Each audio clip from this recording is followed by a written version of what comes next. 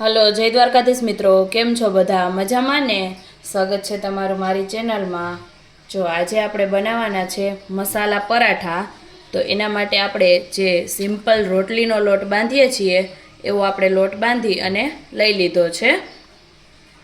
રોજબરોજ આપણે જે રોટલી બનાવવા માટે લોટ બાંધીએ એ જ લોટ લેવાનો છે.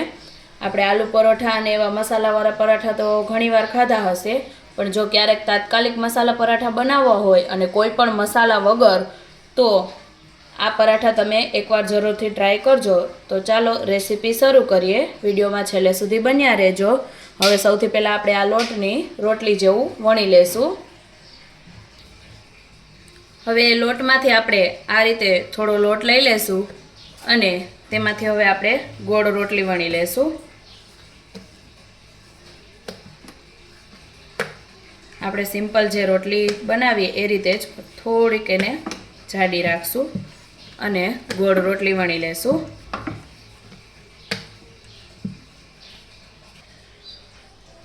આ રીતે આપણે આખી ગોળ રોટલી વણી લીધી છે, સેજ અમથી આપણે જાડી રાખીને. હવે આપણે તેમાં તેલ લગાવી લેશું.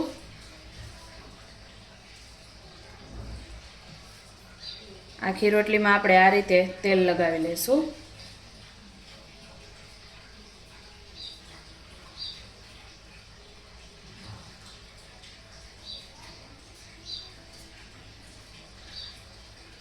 અને ત્યાર પછી હવે આપણે તેમાં બધા મસાલા એડ કરશું. તો થોડુંક લાલ મરચું પાવડર, થોડોક ગરમ મસાલો,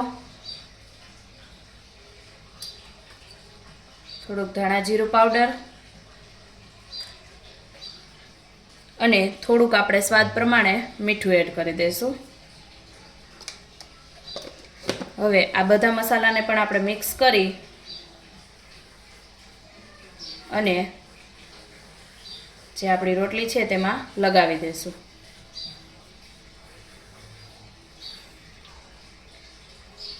આ રીતે આપણે આખી રોટલીમાં મસાલો લગાવી લઈશું.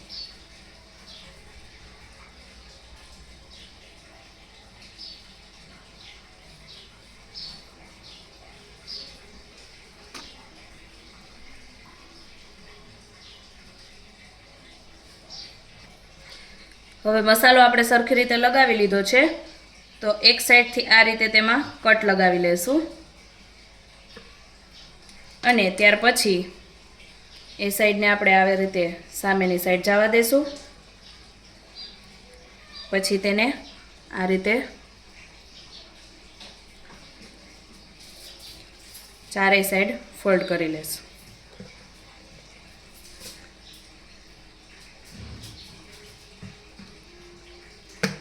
ત્યાર પછી આપણે તેને ત્રિકોણ શેપમાં જ થોડોક વણી લેશું.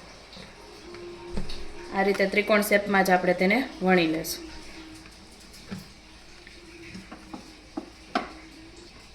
તો આ રીતે આપણે ત્રિકોણ શેપમાં વણી લીધું છે. ઉપર આ રીતે આપણે થોડાક તલ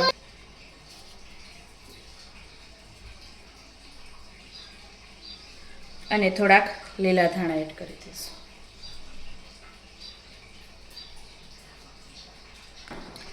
અને પછી તેને આ રીતે જરાક આપણે પ્રેસ કરી અને ચોંટાડી દઈશું.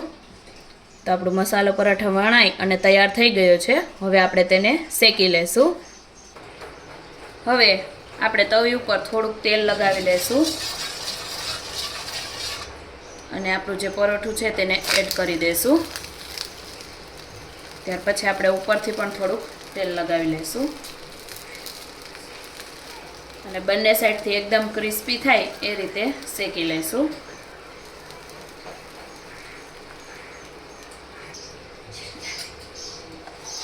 બીજી સાઈડ આપણે તેને પલટાવી લઈશું અને બીજી સાઈડ પણ તેલ લગાવી લઈશું.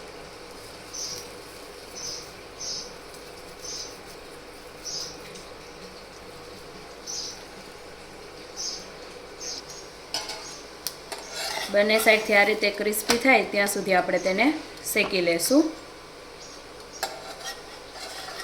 અને ત્યાર પછી આપણે તેને પ્લેટમાં કાઢી લેશું. ખૂબ જ ટેસ્ટી અને એકદમ જો બધા પણ એકદમ અલગ અલગ રીતે તૈયાર થાય છે લેયરમાં, ખૂબ જ મસ્ત.